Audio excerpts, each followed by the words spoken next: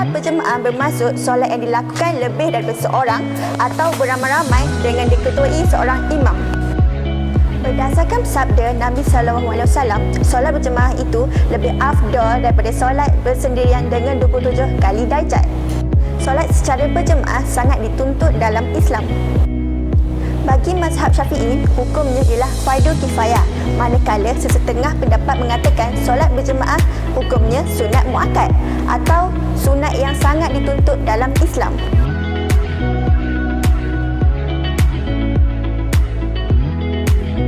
Menurut Imam Syafi'i, orang yang bersolat mendapat pahala berjemaah walaupun hanya sempat mengikut seketika, iaitu selepas imam memberi salam dan selepas imam mengangkat takbir. Orang yang bersolat mendapat pahala yang sempurna apabila dia mendapat mengikut imam daripada takbiratul ihram sehingga salam. Anas radhiyallahu anhu berkata, Rasulullah SAW bersabda, sesiapa yang bersolat kerana Allah Subhanahu Wa Taala selama 40 hari berjemaah dengan mendapat takbir yang pertama ditulis untuknya 2 kelepasan. Yang pertama, pelepasan daripada api neraka. Yang kedua, kelepasan dari sifat yang munafik. Antara kelebihan solat berjemaah ialah yang pertama, setiap langkah yang bertujuan untuk berjemaah diberi kebaikan dan peningkatan darjat serta dijauhkan daripada keburukan. Yang kedua, menjadi cahaya untuk orang Islam pada hari akhirat. Yang ketiga ialah orang yang berjemaah dalam solat isyak seolah-olah telah mendirikan solat separuh malam. Sesiapa yang berjemaah dalam solat subuh seolah-olah dia telah mendirikan solat pada keseluruhan malam.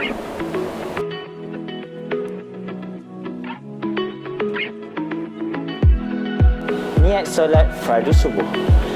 Usolli fardhu subhi rak'ataini ma'muman lillahi ta'ala. Sahaja aku solat fardu subuh 2 rakaat sebagai makmum tunai kerana Allah Ta'ala. Niat solat fardu zuhur. Usolli fardhu zuhri 4 rakaatin makmuman lillahi ta'ala. Sahaja aku solat fardu zuhur 4 rakaat sebagai makmum tunai kerana Allah Ta'ala. Niat solat fardu asar. Usolli fardhu al-asri 4 rakaatin makmuman lillahi ta'ala. Sahaja aku solat fardu asar 4 rakaat sebagai makmum tunai kerana Allah Ta'ala. Solat fardu maghrib. Usolli fardhu al-maghribi 3 rakaatin makmuman lillahi ta'ala. Sahaja aku solat fardu maghrib 3 rakaat sebagai makmum tunai kerana Allah Ta'ala. Niat solat fardu isya.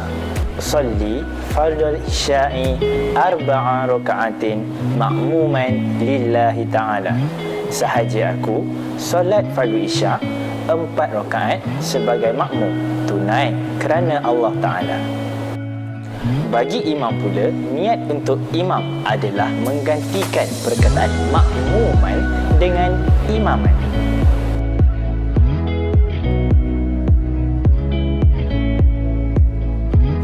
Yang pertama, lelaki. Apabila terdapat ahli jemaah lelaki, perempuan juga boleh menjadi imam kepada jemaah perempuan. Kanak-kanak lelaki yang sudah mumayyiz boleh menjadi imam untuk kaum lelaki dan perempuan dewasa sekiranya bacaannya lebih baik daripada ahli jemaah yang lain. Yang kedua, mumayyiz iaitu dapat membezakan antara perkara yang baik dan buruk. Ketiga, dipersetujui dan disukai oleh seluruh ahli jemaah. Yang keempat, fasih dan baik bacaan Al-Fatihahnya daripada makmum. Yang kelima, faham ilmu agama dan baik amalannya. Yang keenam, tidak menjadi makmum kepada orang lain dalam masa yang sama.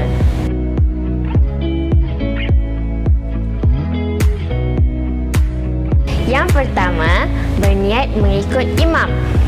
Yang kedua, berada di belakang imam sekurang-kurangnya tumit belakang sedikit daripada tumit imam.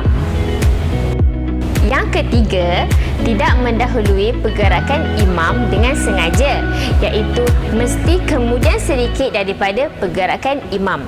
Yang keempat, tidak terlewat daripada imam melebihi 2 rukun fi'li yang panjang. Sebagai contoh, makmum masih berdiri sedangkan imam sudah selesai sujud kedua, maka terbatallah solat makmum.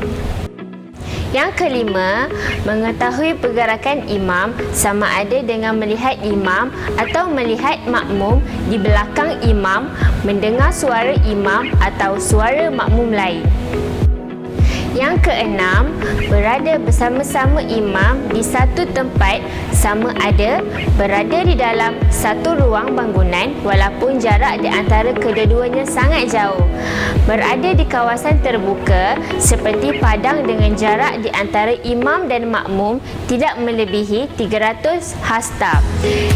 Dan imam di dalam masjid dan makmum di luar, yang mana mereka dihubungkan oleh makmum lain yang bersambung sehingga sampai kepada imam.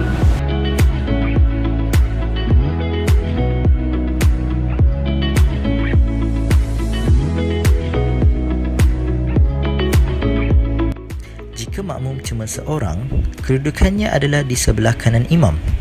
Kedudukan kaki imam adalah ke hadapan sedikit berbanding makmum lelaki.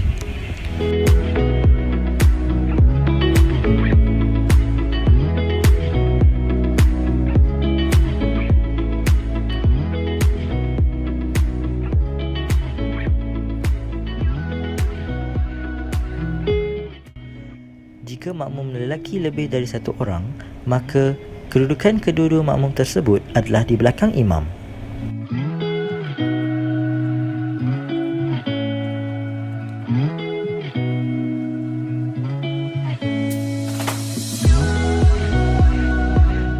Jika seorang makmum perempuan, hendaklah dia berdiri berbertulan di belakang imam lelaki. Jika berdiri selain di belakang imamnya, makruh lagi menghilangkan fadilat berjemaah.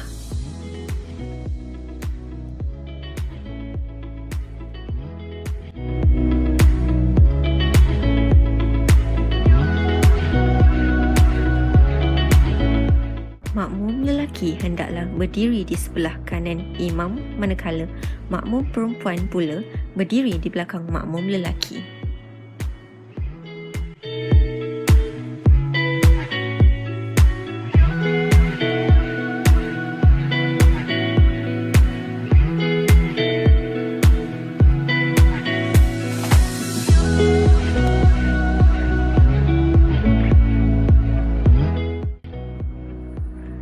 Dalam solat jemaah perempuan, kedudukan imam adalah di tengah-tengah saf makmum perempuan. Jika makmum tersebut hanya seorang, maka makmum berdiri di sebelah kanan imam. Manakala sekiranya makmum perempuan dalam bilangan yang ramai, maka makmum berdiri di sebelah kanan dan kiri imam di dalam saf yang sama dan bukanlah berdiri di belakang imam. Di samping itu, sunat bagi makmum perempuan untuk menzahirkan sedikit kedudukan imam di antara mereka dengan berdiri belakang sedikit daripada imam.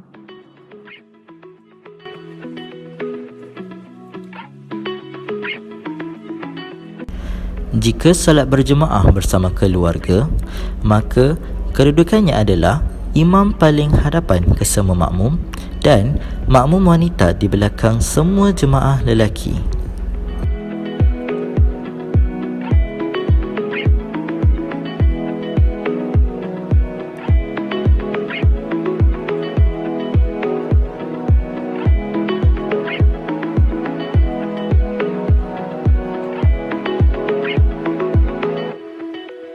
Makmum masbuk ialah makmum yang tidak sempat solat bersama imam dari awal takbiratul ihram. Ketika makmum mula mengikuti imam, sekurang-kurangnya imam sudah pun membaca Al-Fatihah dan makmum tidak sempat menghabiskan bacaan Al-Fatihah apabila imam rukuk.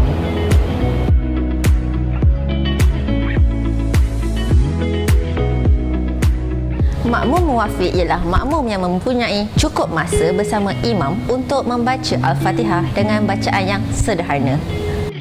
Jika makmum masih belum selesai membaca Al-Fatihah sedangkan imam rukuk, maka makmum perlu menghabiskan bacaan Al-Fatihah sebelum rukuk.